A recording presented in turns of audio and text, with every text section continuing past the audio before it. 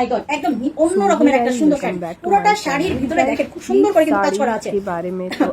Off white সিল্কের মধ্যে পুরো শাড়িটার ভিতরে কাজ করা আছে, পুরোটা শাড়ি। এখানে দেখেন এখানে কাটওয়ার্ক করা আছে ভিতরে, পুরোটা শাড়ির ভিতরে এরকম করে কাটওয়ার্ক করা আছে, যে পাড়ে এবং আঁচলে খুব সুন্দর করে কিন্তু কাটওয়ার্ক করা আছে এবং পুরোটাতেই সুন্দর করে কাজ করে দেওয়া আছে। আঁচলটা দেখলে মনটা পড়ে যায়। পুরোটা শাড়ির ভিতরে কিন্তু এরকম করে কাজ করে দেওয়া আছে।